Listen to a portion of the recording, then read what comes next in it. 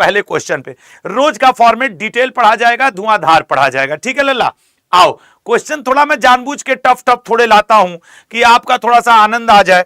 अब चलो मुझे बताओ, लोकसभा में SC ST सीट का आरक्षण किस आर्टिकल के अंतर्गत आता है? SC ST सीट का आरक्षण कौन सा आर्टिकल है जो SC ST सीट के आरक्षण की बात करता है?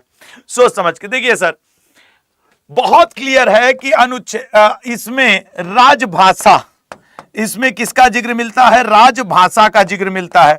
अभी 22 भाषाओं का जिक्र है, ओरिजिनल संविधान में 14 भाषा का जिक्र था। खैर सर, आर्टिकल 85 अगर आप देखने चले जाओगे तो संसद के सत्रावसान, विघटन और आपका सत्र, ठीक है ना, संसद में जो आपके सत्रावसान होता है, सत्रावसान, संसद का जो विघटन होता है, विघटन, और संसद के जो सत्र होते हैं, इन तीनों के बारे में आर्टिकल 85 में, और ये कई बार पूछा है कि संसद के सेशन, संसद का प्रोपगेशन, विघटन, डिसोल्यूशन जो होता है 5 साल में, वो किस आर्टिकल में दिया है? आर्टिकल 85 में। होता है ना कि 5 साल के बाद विघटित हो जाएगी, ये रोज एक बार हैंग होता है। 5 साल के बाद संसद क्या हो जाएगी? विघटित हो जाएगी। नई लोकसभा, जैसे अभी 18वीं लोकसभा चली, 19वीं आ जाएगी। सत्रावसान, भाई मानसून सत्र खत्म, बजट सत्र खत्म, और ये सत्र चलते हैं। अच्छा सर, आर्टिकल 330 इसका राइट आंसर है।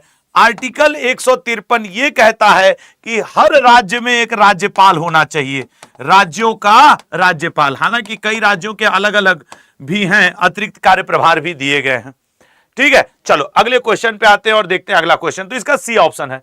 अगला सर, कौन सा संविधान संशोधन भाषा को संविधान से जोड़ने से संबंधित नहीं है? बहुत सोच समझ के आंसर करना कि कौन सा संविधान संशोधन भाषा को जोड़ने से संबंधित नहीं है। देखो, हमारे संविधान में, इस क्वेश्चन को समझो, हमारे संविधान में 14 भाषा ही दी गई थी ओरिजिनल संविधान में, लेकिन समय के साथ चीजें बदलती चली गई। 1963 ईस्वी की बात है, 1963 ईस्वी की बात है, जब 21वां संविधान संशोधन किया गया और सिंधी भाषा को जोड़ दिया गया। तो ये 14 से हो गई 15। फिर 71वां संविधान संशोधन करीब करीब 1992 में किया गया। फिर नेपाली, मणिपुरी और डोंगरी को जोड़ दिया गया, 1992 ईस्वी में किया गया। और 92 में नहीं यार, ये 71 में हुआ था ना, किसी को नहीं, 92 में ही हुआ था, फिर 2003, ठीक है, हाँ 1992। कौन कौन से जोड़ दिया गया सर? एक मणिपुरी को जोड़ा गया, एक डोंगरी को जोड़ा गया, और एक जोड़ा गया आपके नेपाली को। अच्छा सर, और इस तरीके से ये 15 से संख्या पहुंच गई 18 की। फिर सन 2003 में फिर एक संशोधन हुआ, 92वां, और 92वें संशोधन के द्वारा बोडो, डोंगरी, अब बोडो, संथाली, क्षमा करिएगा, बोडो, संथाली, मैथिली, ठीक है ना, बोडो, संथाली, मैथिली, और आपके क्या एक चीज, बोडो, एक भाषा और है, बताइएगा, मैथिली, संथाली, बोडो और डोंगरी। अच्छा, इसमें नेपाली कोंकणी था, हाँ यही कंफ्यूजन हो रहा था मुझे। यहां पे ना डोंगरी यहां पे जुड़ी है, डोंगरी यहां पे जुड़ी है, कोंकणी, एक सुधार क्या हो देख लेना, कोंकणी। वो दिमाग में ना जब कुछ हल्का सा भी गलत हो तो क्लिक तो एक बार करता है। अब वो आप पकड़ पाते हो कि नहीं, कि भगवान इशारा दे रहा है। तो इसके द्वारा फिर 4 भाषा जुड़ी, तो ये 18 से कितने हो गए? 22। इसका मतलब है ये तीनों संविधान संशोधन भाषा से जुड़े हुए हैं। लेकिन जो 86वां संविधान संशोधन है, ये 6 वर्ष से लेकर के 14 वर्ष तक के बच्चों का निःशुल्क, फ्री और कंपलसरी एजुकेशन के बारे में है, निःशुल्क और अनिवार्य शिक्षा के। तो फिर आपको ये याद रखना होगा। अब इससे ज्यादा डिटेल संविधान संशोधन में आपको क्या समझावें इन 3 क्वेश्चन में, ठीक है ना। तो सर इसका राइट आंसर क्या बना? D option. अगला, उच्च न्यायालय का जिक्र किस अनुच्छेद में आता है? ये सारे अनुच्छेद हैं, और उच्च न्यायालय का जिक्र किस अनुच्छेद में आता है ये पूछ रहा है। देखिए सर, अगर हम लोग बात कर लें, चलो ऐसे चलते हैं, ये तो सर भाग 11 है, ये तो संविधान का भाग 11 है, और भाग 11 में केंद्र राज्य संबंध की बात है, केंद्र राज्य संबंध, तो ये नहीं होगा। 343 कुछ न याद आवे तो ये याद आ रहा है ना कि 343 में भाषा की बात है। 124 कुछ न याद आवे तो ये तो याद आ रहा होगा कि सुप्रीम कोर्ट के आपके जज के द्वारा, सुप्रीम कोर्ट का है, क्योंकि इसी बीच में कहीं आपके क्या आता है 143, जिसमें कि आपके क्या रहता है सुप्रीम कोर्ट के जज द्वारा प्रेसिडेंट ऑफ इंडिया का सलाह लिया जाना, सुप्रीम कोर्ट के चीफ जज of India, chief justice of India के द्वारा। सही है कि नहीं? तो इसका मतलब है सर ये भी नहीं होगा, लेकिन यह कंफर्म होगा क्योंकि उच्च न्यायालय का जिक्र हमारे संविधान के भाग 6 में आता है, जिसे हम लोग, मैंने आपको कई बार बताया होगा, राज्यों का संविधान भी कहते हैं। क्या कहते हैं मेरे लल्ला? राज्यों का संविधान। कई बार ऐसा होगा लल्ला कि आपको क्वेश्चन पेपर में एग्जैक्ट नहीं याद आएगा, लेकिन अगर आप थोड़ा सा दिमाग लगाओगे तो आंसर कर ले जाओगे कि यार 343 तो भाषा वाला है, 124 से 47 के बीच में ये फेमस वाला आर्टिकल आता है, ये तो सुप्रीम कोर्ट से है, यही हो सकता है। सच कह रहा हूं कि नहीं? वो आपके ऊपर डिपेंड करता है कि आपका प्रेजेंस ऑफ माइंड कभी कभी कितना काम करता है। ए ऑप्शन, किस विधेयक पर संसद के प्रत्येक सदन में कुल कितने वाचन होते हैं? किसी भी विधेयक पे। अब देखो ये कितना अच्छा क्वेश्चन है, किसी भी विधेयक पर संसद के प्रत्येक सदन में कुल कितने वाचन होते हैं। और ये जो मैंने चारों लिखा है ना, ये चारों डेटा है जो आपके पेपर में आता है। अब देखो मैं बताऊंगा तो तुमको ओ गुरुजी ये बात है, याद रखना 12 से संविधान सभा की 12 बैठक हुई थी, टोटल बैठकों की संख्या 12 थी। कभी कभी पूछता है संविधान सभा की कुल बैठकें कितनी हुई थी? 12। संविधान सभा के प्रारूप पर या ड्राफ्टिंग पर 114 दिन बहस हुआ था। अगर आपसे कभी पूछे कि संविधान के ड्राफ्टिंग पर कितने दिन बहस हुआ था? 114 दिन। अब ये 14 क्या है सर?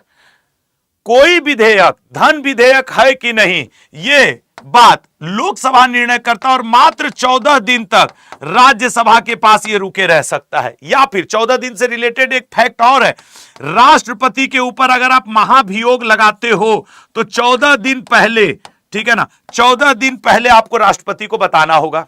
सर कुल 3 वाचन होते हैं, कुल 3 वाचन होते हैं किसी विधेयक पर संसद के प्रत्येक सदन में।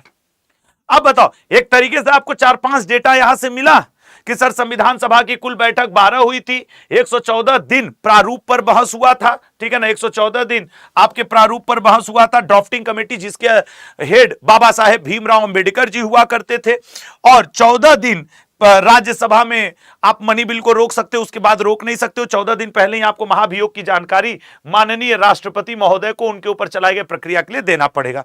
चलिए सर अगले क्वेश्चन पे आते हैं लल्ला, और देखते हैं कि अगला क्वेश्चन क्या है। तो इसका राइट आंसर क्या बन जाएगा गुरुजी? 3 वाचन। संविधान सभा की प्रथम बैठक किस दिन हुई थी? अब मैं तुमको बताऊं, ये जो तुम देख रहे हो ये भी 4 डेटा है, ये चारों डेट भारत के इतिहास के अमर डेट हैं जो आपको याद रखने चाहिए। मैं ऐसे ऑप्शन मेरे नहीं सेट होते हैं, मैं खुद बैठ के लिखता हूं एक एक ऑप्शन कि नहीं यार 4 बात पता चलनी चाहिए। अच्छा पहले तुम बता दो, ठीक है ना, तुम बता दो। देखिए सर 24 नवंबर 1948 को 284 लोग साइन कर किए थे। 24 नवंबर 284 लोग संविधान सभा के साइन किए थे।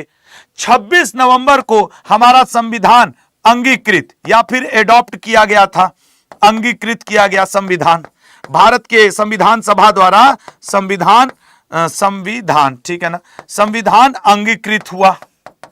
तो ये दोनों तो नहीं होगा। 9 दिसंबर 1946 पहली बैठक हुई थी। फिर सर 4 नवंबर 1948 को क्या हुआ था?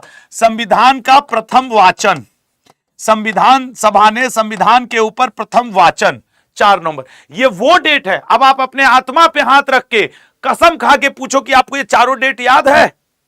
अगर हो सकता है वो यही पूछ दे कि भाई संविधान सभा पे कितने लोगों ने हस्ताक्षर किया था, या फिर संविधान सभा की पहली वाचन कै तारीख को हुई।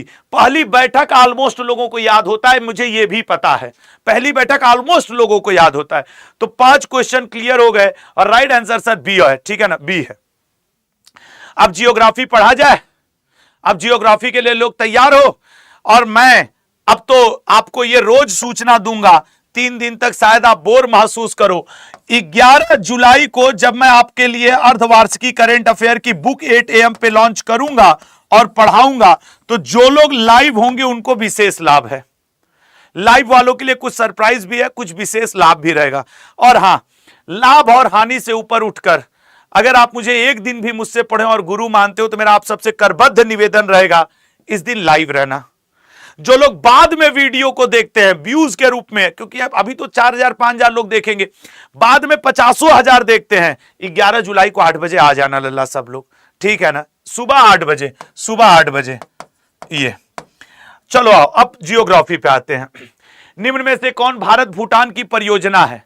भारत और भूटान की परियोजना है। अब जरा समझना, संकोच, पंचेश्वर, शारदा, टनकपुर। सर भारत और भूटान के बीच में तो चूखा परियोजना, ताला परियोजना, ये भी खूब चलती है ना सर।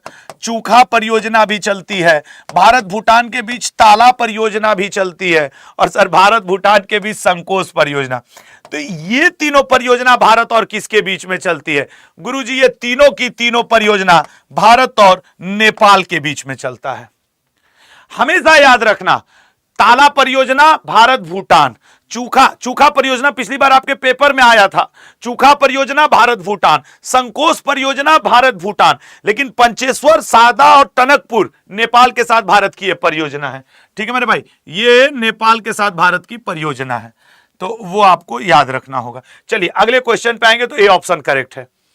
किस पर्वत श्रेणी को उच्च एशिया का मेरुदंड कहा जाए? अच्छा सच बताओ, जो लड़का लड़की इस क्वेश्चन को पढ़ा होगा वो आंसर मार देगा, जो नहीं पढ़ा होगा उसके लिए तो ये टफ हो गया ना, कि अरे सर इतना टफ क्वेश्चन, जबकि वो सिंपली पूछ रहा है कि किस पर्वत श्रेणी को उच्च एशिया का मेरुदंड कहते हैं।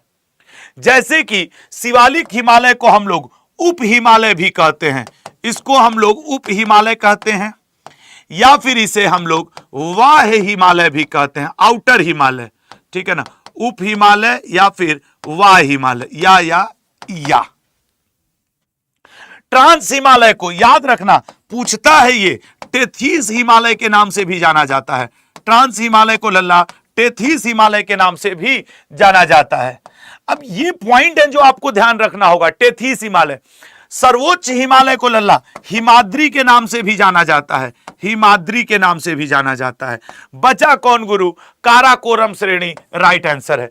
स्क्रीनशॉट ले लिया करो या बाद में नोट्स बना लिया करो, ये बहुत काम वाली चीजें हैं कि हिमालय की भी कई रेंज है ना, उनको अलग अलग भी नाम से जाना जाता है, और ये चीजें आपको पढ़ के रखना चाहिए। यही छोटी छोटी चीजें हैं जो रैंक लाने में मदद करेंगी, मैं बता रहा हूं। नहीं, जो कॉमन चीजें वो तो सब पढ़ के जाएगा। भारत की सबसे लंबी सहायक नदी कौन सी है? ठीक है ना। देखो अब जैसे मैंने यही क्वेश्चन लाया, नर्मदा नदी का आपकी खासियत बताऊं, डेल्टा न बनाने वाली सबसे बड़ी नदी, डेल्टा न बनाने वाली सबसे बड़ी नदी, ये रेलवे में एमटीएस में पूछा था, सबसे बड़ी नदी, डेल्टा न बनाने वाली सबसे बड़ी नदी। ये नर्मदा प्लस ताप्ती को हम लोग किस नाम से जानते हैं? ट्विंस रिवर के नाम से भी जानते हैं, ठीक है ना, ट्विंस रिवर के नाम से भी जानते हैं। प्लस सर अगर हम लोग बात कर लें नर्मदा की, तो नर्मदा में ही गांधी जी की अस्थियों को प्रवाहित किया गया था। नर्मदा के ऊपर ही धुआंधार जलप्रपात है, धुआंधार जलप्रपात है। नर्मदा के ऊपर ही आपके क्या कहा जाता है, किनारे जबलपुर शहर बसा हुआ है, जबलपुर, भेड़ा घाट यहीं पे है। अच्छा कोसी से याद रखना, सर ये बच्चा बच्चा रटा है कि इसको बिहार का शोक कहते हैं, ठीक है सर, कुछ स्पेशल बता दीजिए गुरुजी। दुनिया की, भारत की सबसे ज्यादा रास्ता बदलने वाली नदी, रास्ता बदलने वाली नदी, भारत की सर्वाधिक रास्ता बदलने वाली नदी, मतलब जानते हो ये जब बिहार में घुसती है ना कोसी नदी, ऐसे यहां जाके इधर इधर इधर इधर इधर ऐसे ऐसे ऐसे ऐसे, इससे होता क्या है, आ तो रही है एक साइड से, 7 भाग में बंटती है, 7 रास्ता पूरे बिहार में बाढ़ ला देती है, पूरे बिहार में। तो कई बार ऐसे पूछता है कि भारत की सर्वाधिक रास्ता बदलने वाली नदी कौन सी है, वो कोशी है। यमुना के बारे में आप इतना तो, यमुना ही इसका राइट आंसर है। यमुना भारत की सबसे लंबी सहायक नदी यमुना है। गोदावरी सर दक्षिण भारत की सबसे लंबी नदी गोदावरी है, वो तो है। ठीक है, आओ अगले क्वेश्चन पे आते हैं। नेक्स्ट क्वेश्चन देख, तो इसका राइट आंसर क्या हो गया सर? यमुना। अगला, कंपोज घास के मैदान कहां पाए जाते हैं? मैंने जानबूझ के ये क्वेश्चन लगाया। क्यों लगाया गुरुजी? आपका आजकल बड़ा चल रहा है, इसलिए लगाया क्योंकि मोदी जी ब्रिक्स की बैठक में कहां गए हैं? BRICS, BRICS. सर 17वां ब्रिक्स का बैठक रियो डी जेनेरियो में ब्राजील में हुआ। तो ब्राजील से रिलेटेड कुछ भी पूछ सकता है। ब्राजील की ही घास का मैदान है कंपोज। अभी अर्जेंटीना भी गए, इसकी राजधानी ब्यूनस आयर्स, ब्यूनस आयर्स। और अर्जेंटीना के घास के मैदान को क्या कहते हैं सर? पंपास। ये भी तो पूछ सकता है। अर्जेंटीना सर साउथ अमेरिका में पड़ता है, साउथ अमेरिका में पड़ता है। वर्तमान में फुटबॉल विश्व कप फीफा का चैंपियन है। हंगरी की घास का नाम पुस्ताज है गुरुजी, पुस्ताज है। और दक्षिण अफ्रीका में सर वेल्ड नाम की घास पाई जाती है, समाना नाम की घास पाई जाती है। लीजिए, ब्राजील, अर्जेंटीना और आपके क्या कहा जाता है, घाना, त्रिनिदाद एंड टोबैगो, नामीबिया, ये सब देश अभी मोदी जी गए हैं। ठीक है ना, अब तो लौट आएंगे, आज हमको लग रहा है जहाज पकड़ लेंगे। अगला, संसार की छत किसे कहा जाता है? बताओ। संसार की छत, चिली भी गए, चिली, चिली। संसार की छत अलावरी, सतपुड़ा, पामेर या? अरे सर ये आसान है गुरुजी, संसार की छत हम लोग पामेर के पठार को बोलते हैं।